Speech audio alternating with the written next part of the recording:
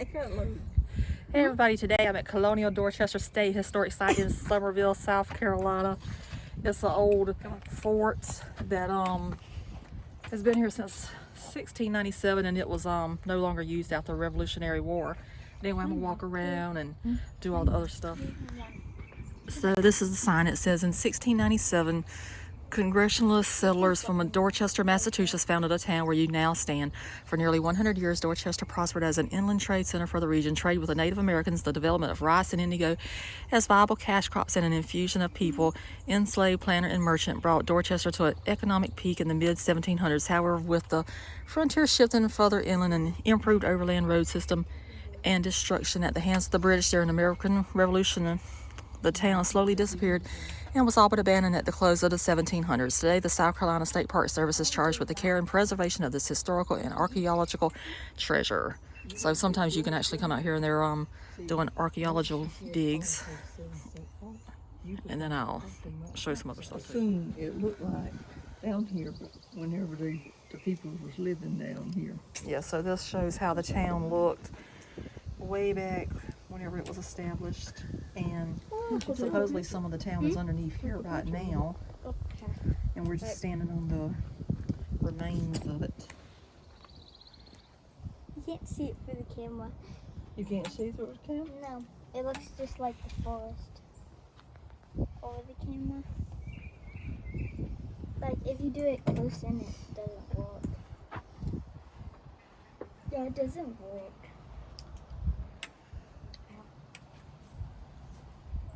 I'll try again. So here's another view of it. Oh, they got the little boats down there also. Maybe that would be from the Ashley River. That's behind us. We'll be seeing that in a few seconds. So this down here shows this was a loading zone for the Ashley River.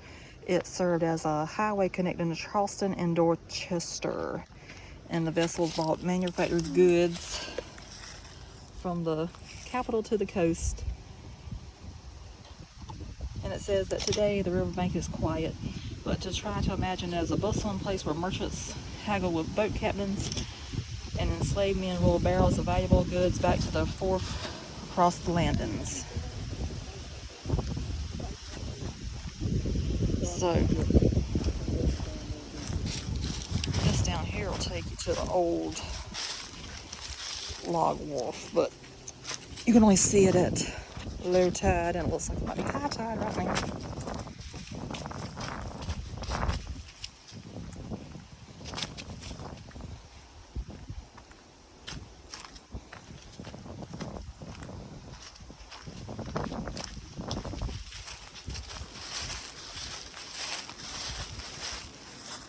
And there's a lovely view of the trees.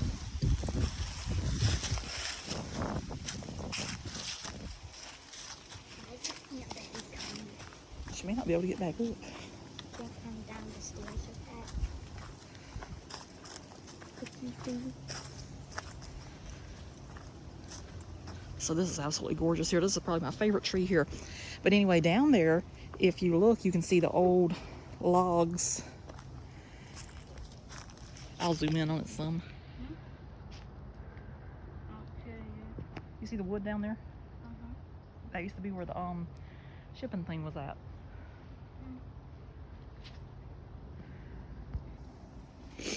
And this is a view of the Ashley River, so if you watch some of my other videos, you'll know that's where Magnolia and Middleton come into play.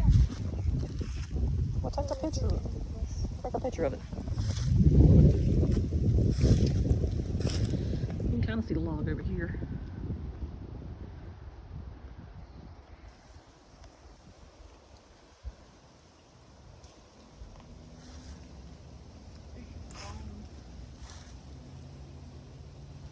It is an absolutely beautiful day. It's, I think, almost 70 degrees right now.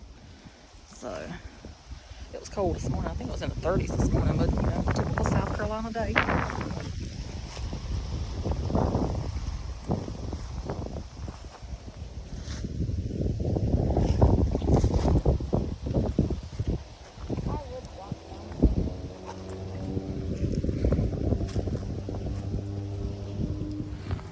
So this sign shows that alligators may live here. I personally have never seen one here, but that does not mean they do not exist, because obviously if they have a sign up, that means they are here. It's a beautiful place to hang out though.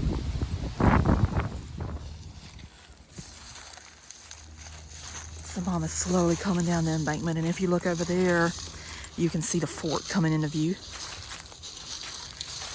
I love that fort because you can look through the holes and you can find all kind of animals in the holes. Ooh. I'll have to show it to you. Like what kind? I think there was a snake in there one day. It had eyeballs. It was looking at me. I just saw a snake on pole.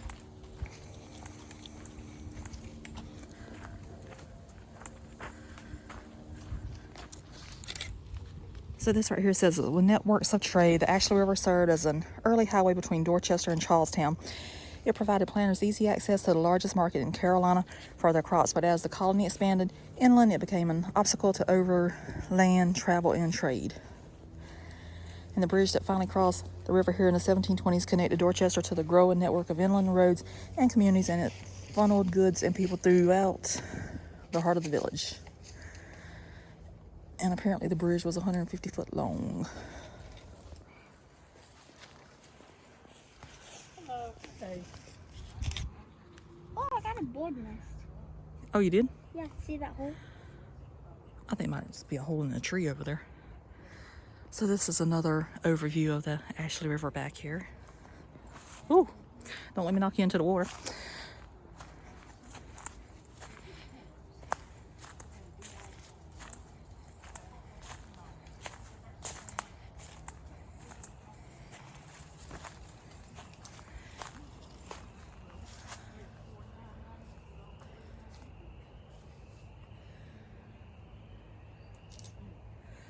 I love those red berries right there on that tree. It's absolutely gorgeous.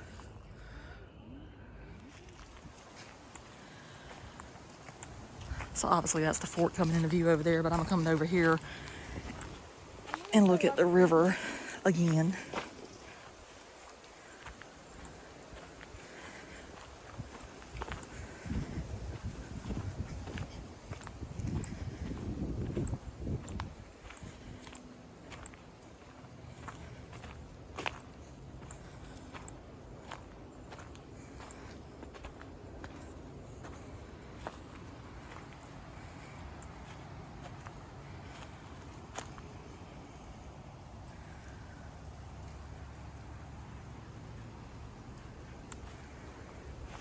Sounds like a dog panting. I don't know what in the world it is, because nobody has a dog over here.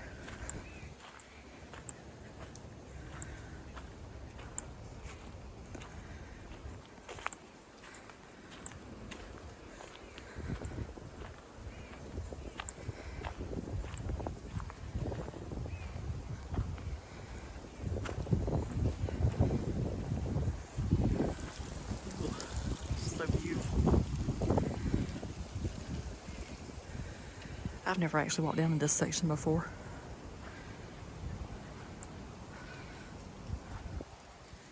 And now it's time to attempt to climb that hill. And if you've ever watched any of my videos, y'all know that I do not take hills or any kind of height really good. So you'll probably hear me panting in a second from being out of breath.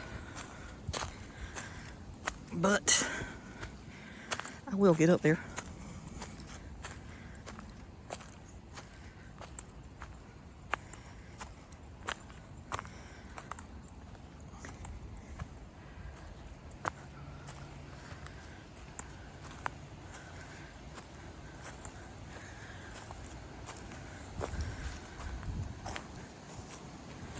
All right, I made it. Wasn't as bad as I thought it was going to be.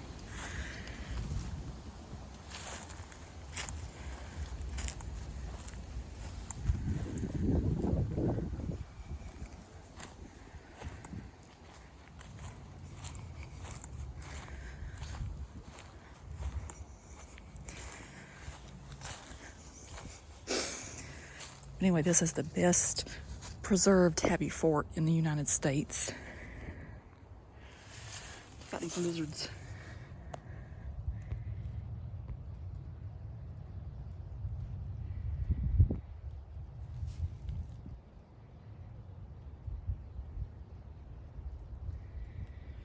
You never know what you're going to find here.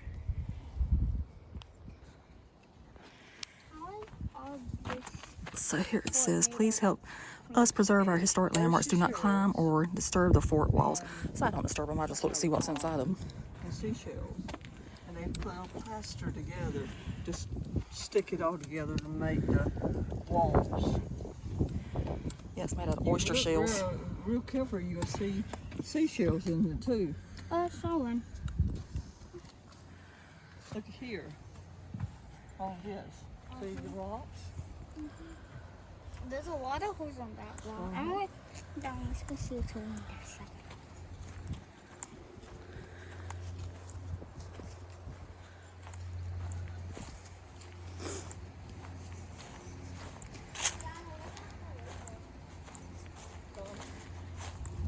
I see that. That's some ruins. Why is there an arrow right there? Huh? I saw an arrow. Arrow. Right there. You know, that's a good question. I don't know why there's an arrow there. Not unless they had to mark it for something. Well, don't move it.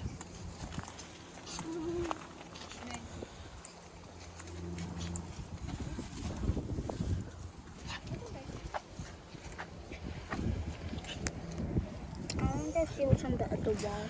Oh, we can see what's on the other wall. But it said these walls resemble modern concrete butter made or tabby. It's a coastal building material popular in the 1700s. With ancient North African influences, tabby developed in Spanish Florida before being adopted by colonists in South Carolina and Georgia.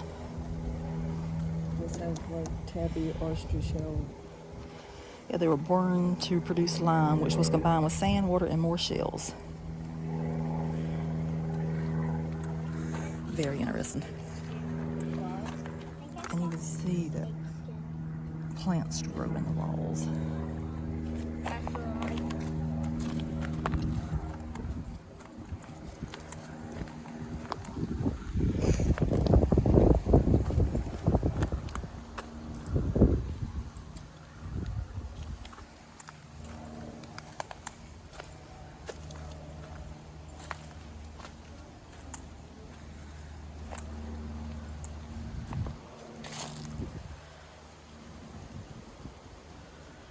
Just imagine going back in time and looking over these walls.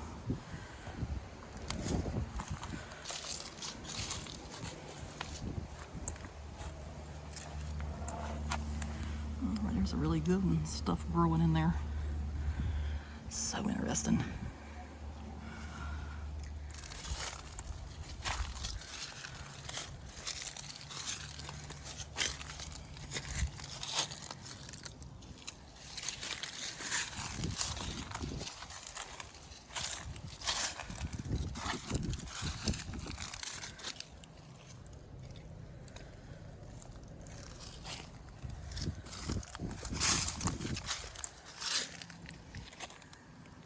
And one time I was over here and I can't remember which hole it was, but I know it was on this wall.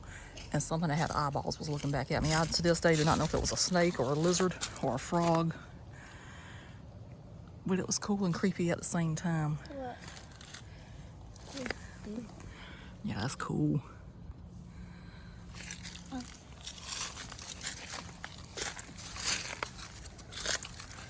Being pulled away. It's like, pull me down.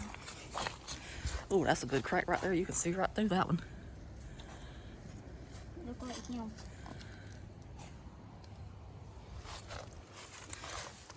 Yeah, it's a lot of shells.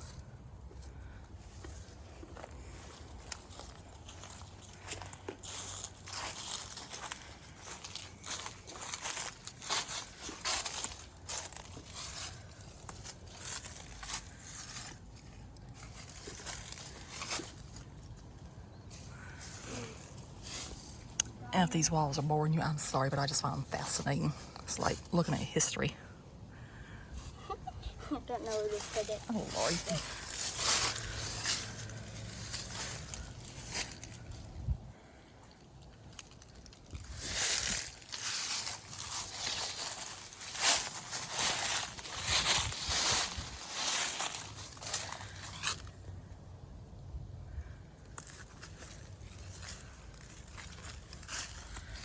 Pretty and green over here also.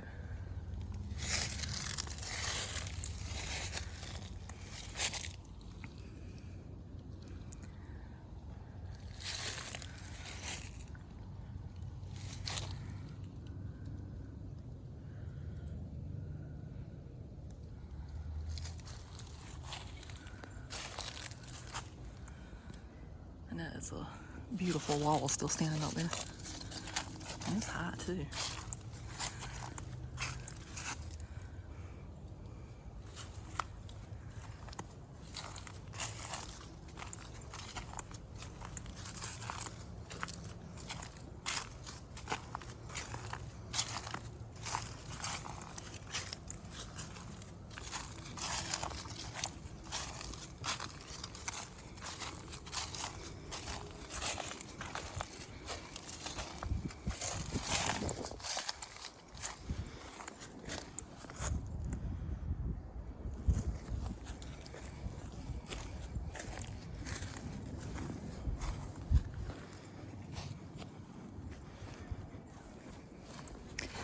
And that's another crack. You can really see through that one.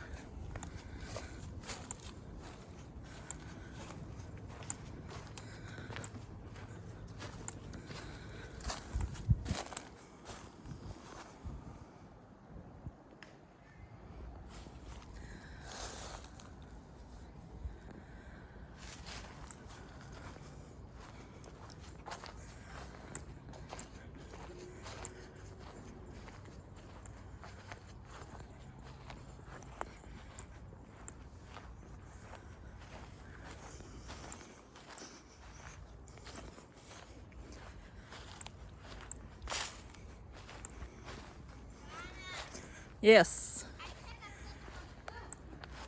Oh, well, that's nice to know.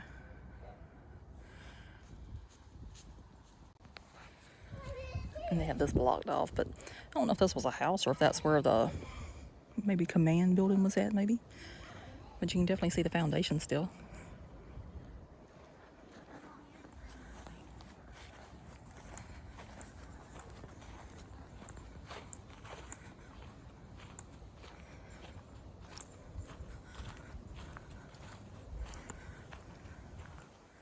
I love these old trees. So pretty.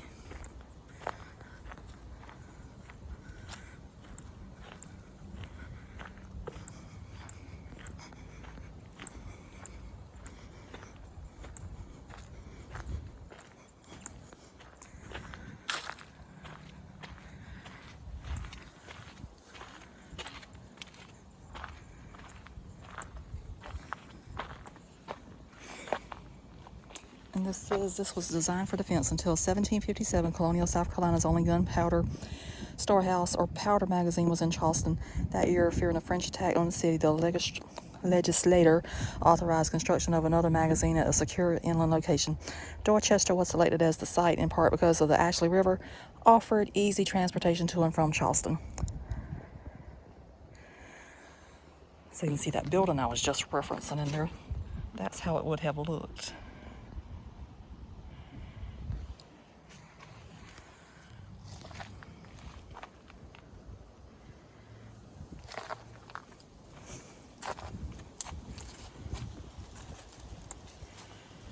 Ooh, that's a pretty little flower.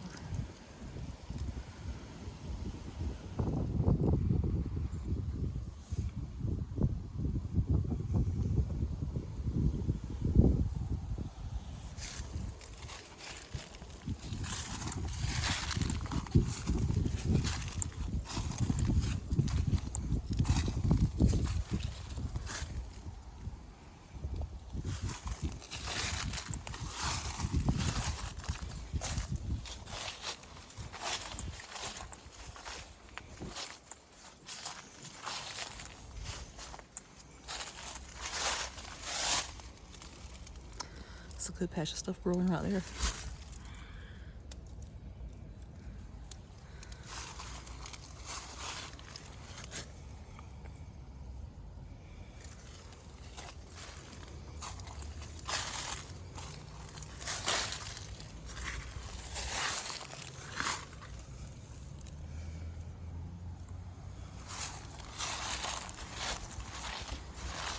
these are pretty. Let me see if I can get a picture. So anyway, that's the fort part of this park. So it's one of my favorite things, and I hope I didn't bore you with the wall tour, but I like looking in the little holes to see what's in there, and nothing was really outstanding today, but sometimes there's slugs in there and all kind of animals, and I just find that exciting. So we shall move on. Before I move on too much, I guess it would be a good idea to get the sign over here.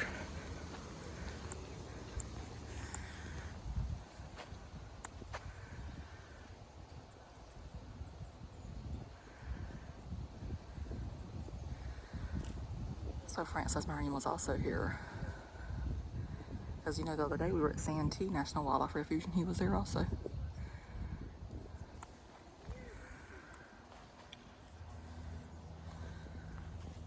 See if there's something on the other side. This is the same thing. So this over here is where the market was at. It says, quiet and deserted today, this village green once bustled with colonists buying, selling, or trading livestock supplies, and even slaves, hoping that the economics would spur growth. The 1723 colonial legislature had decreed that weekly markets would be held here. And they hosted lively 4-day fairs every April and October.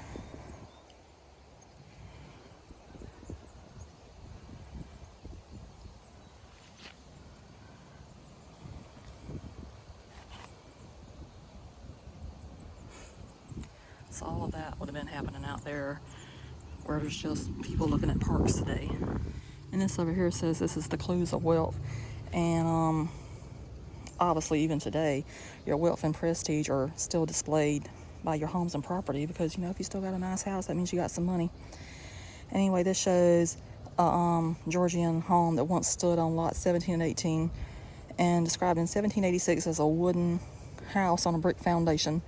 This house belonged to the Izzard family, prominent landowners, planters, and political leaders of colonial South Carolina. And that over there shows what it would have looked like. Obviously the house isn't there, but the brick foundation, so you could have seen how large it was, and it would have went up in the air.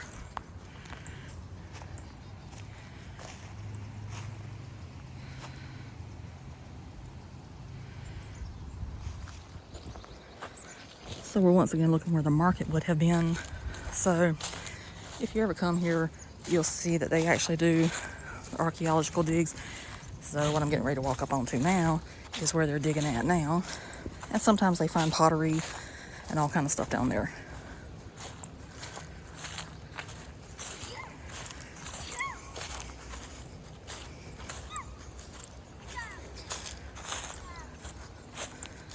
And this would be like where houses and stuff were at too, because the foundations are down there.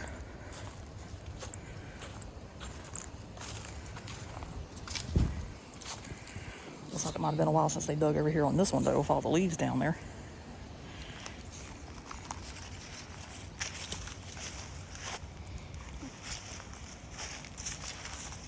I feel as if I'm being summoned again. Somebody's just pulling me away.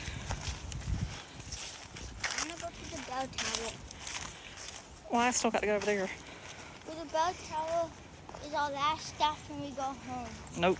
Yeah, it is. I am still doing this. Ooh, this one must be one they're working on right now, because they got plywood over this one instead of tarps. What? I have wood on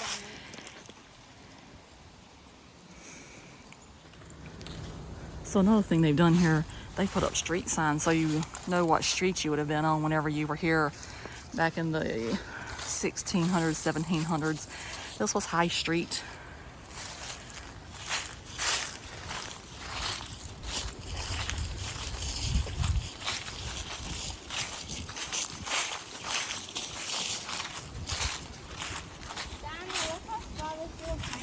Oh, that is a little one.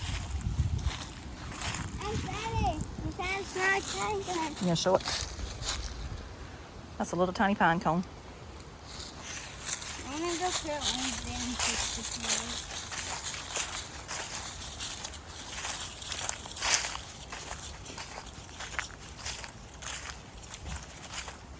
Can you hold it? Can I take a picture of it? Yes. So this says a chance to learn. A small brick building once stood here housing the Dorchester Free School. The school offered free education to only a few poor students. All others paid tuition. Opportunities for white children to learn outside their home or shop were limited. Black children had even fewer chances. Most were slaves and trained only to work. The Dorchester Free School operated only a short time here. It opened in 1761 and then closed during the Revolution and did not reopen for almost 25 years. In 1818, the school moved to the nearby town of Summerville. Okay, let's go check out the graveyard.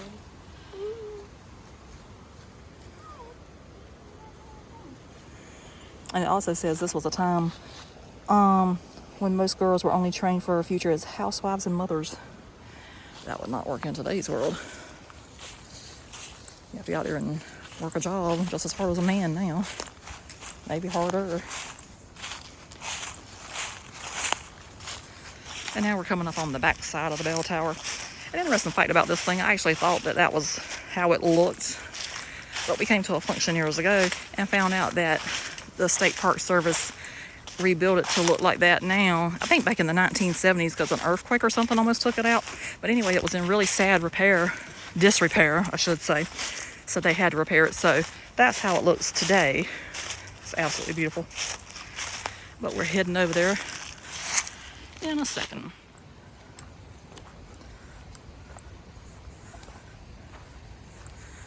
So now we're heading over to the bell tower. And as you can tell, there's an old graveyard out here. It's really, really old. Some of the headstones are broken.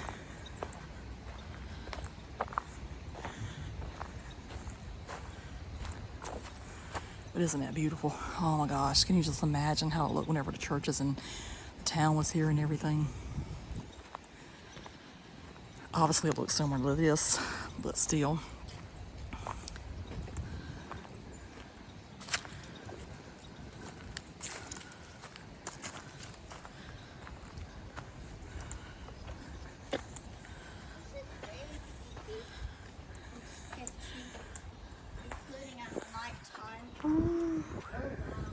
Isn't that beautiful? I go. Why's the initials up there? The what? That thing.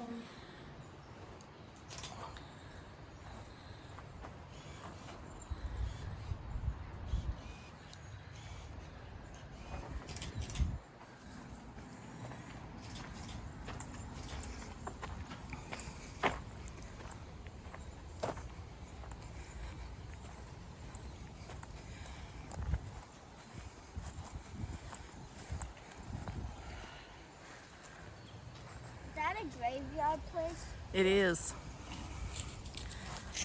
There's old people and dead people here? They're old and dead. Well, some of them could have been young whenever they died. Dead place out here?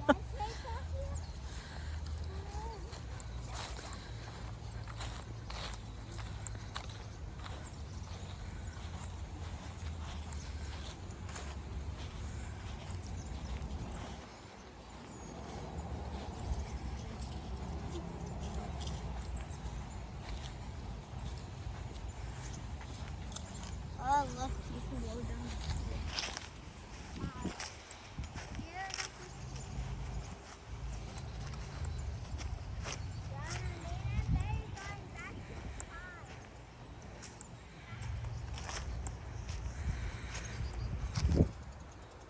Let me show you, these people died in the 1800s.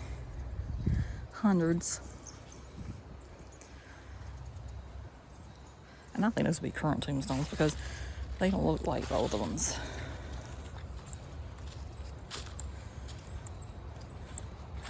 Because you know the old tombstones have a certain flair to them.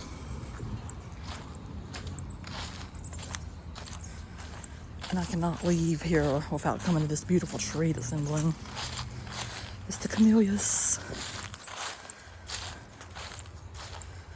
Ooh, so pretty.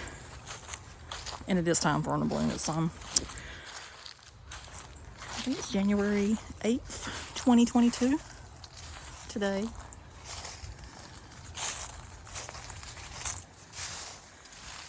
Yes, that's so pretty.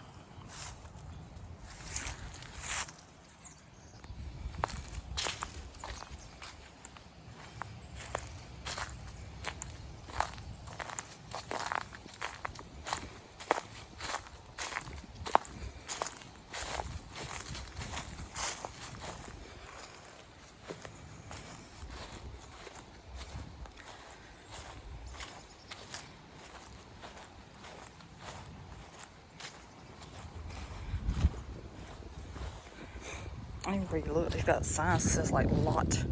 So like this is lot 100.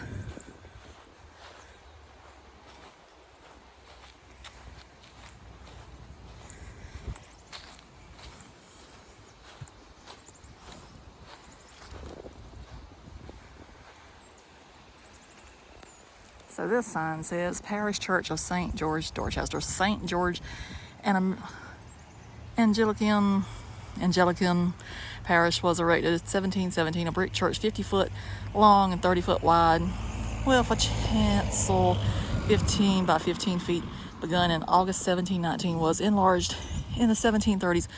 The tower was built before 1753, and in 1766 held 4 bells. Burned by the British in the Revolution, the church was partially repaired and used afterwards, but as the congregation moved away, it fell into decay. Hopefully I read that right because the sun was in my eyes. And it says the same thing in that direction as well. But here's a little bit more of the graveyard.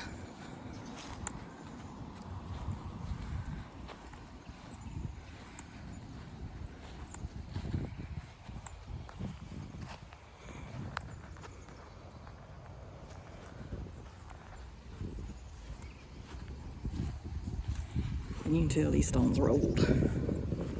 Just look at them. Ooh.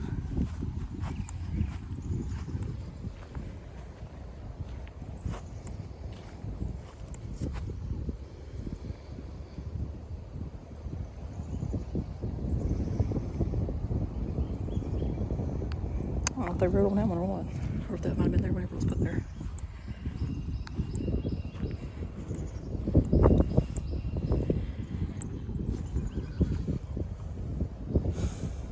Until that one's broken, it's been repaired.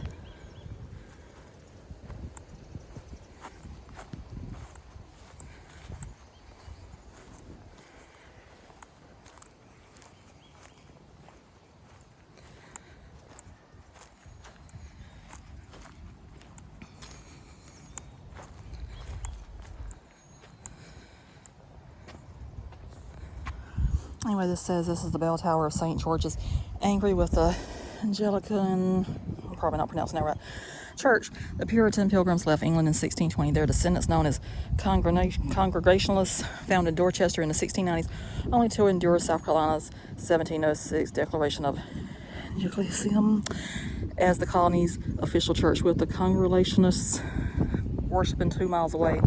St. George Church was built here in the center of Dorchester. Villagers, founders, and other religious dissenters were even taxed to support St. George's. Upon completion in 1720, this sanctuary measured 50 by 30. So anyway, it basically tells that's, you know, what that sign I just read a few seconds ago said. But this shows how the church would have looked. So, you can still see some of that today.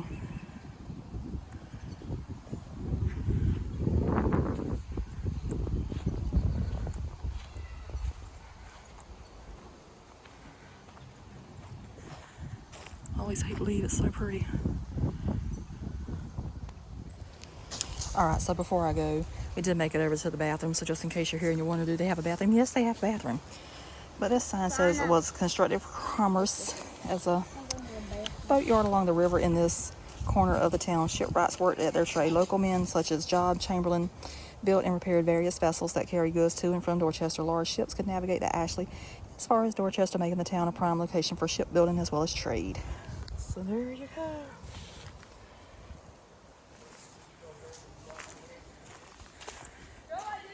And then there's another view of the river down there.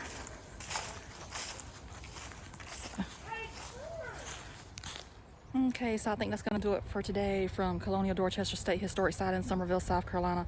It is truly a place that everybody needs to come to at least once. Very fond of the state parks, but everybody knows that by now. I really love the old tower, and I'm saying a lot, but anyway, hopefully nobody won't ever pick on me because of my videos, but if they do, I know you're gonna have a heyday. But anyway, if you have made it this far and you have watched the whole thing, thank you for watching, and have a good day. Bye.